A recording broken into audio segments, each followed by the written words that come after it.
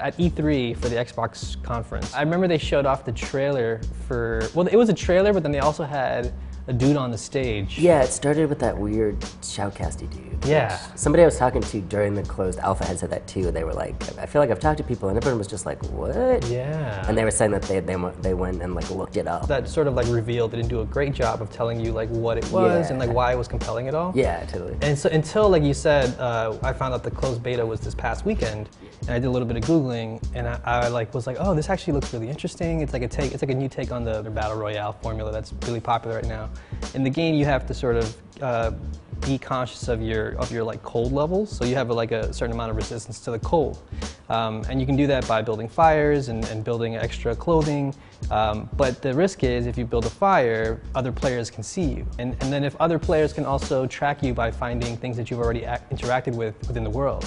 So there's a couple new twists and like things that are added on, but they also, like you just mentioned, it's simplified to a point where it doesn't ever feel like overwhelming. The way you have to manage visibility, I thought, was really interesting and cool. And you know, like I would be running around and someone would track me and it tells you, and like my first instinct is just like run, but it's like, no, they can keep following you. Yeah. Like, and I loved it. It was so much fun, and I feel like it felt like sort of a little bit small, like not complicated necessarily. I feel the same way. I felt like this was just big enough, and I felt like there was a new sort of spin on it with the temperature gauge, like you mentioned. So I actually like wound up having a ton of fun with this game. I didn't anticipate that happening. Totally. I thought it would be a bit more like serious. I think maybe because it was, I don't know if it was because it was a closed alpha or what, but I felt like everybody was so fun. Yeah. And that really surprised me. Like I always just turn off voice chat. I hate voice chat with strangers, but this was like, just everyone was so delightful and interesting, and like that was really, I wasn't expecting that. There was one moment where, I don't know if it happened to you, but while I was playing, there seemed to be someone like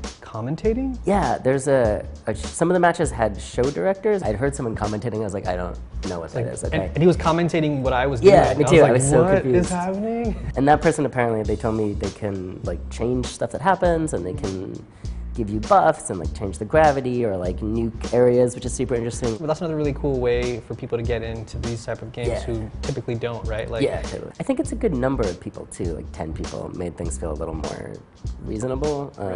And the way the map is kind of small. The one match I won, I remember that I had decided to see like what would happen if you kind of stayed on the outside, which I feel like in other games like that is a little cheesy.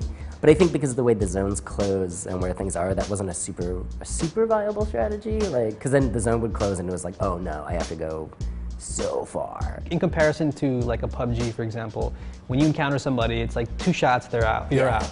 In this game, it was like every time you encountered someone, it was like a battle to the death, you know? Which is so interesting. I think it's sort of floaty. It's funny how you bounce off each other. I think that's a really good choice that makes things like a little more complicated and makes it sort of a little more fun and makes it take longer. Yeah, I feel like I was never headshotted and died. The farthest I got was 3rd place. Yeah. I never got my win, but even then it was still enjoyable enough that like I found myself just jumping right back in. Yeah, and, like, totally.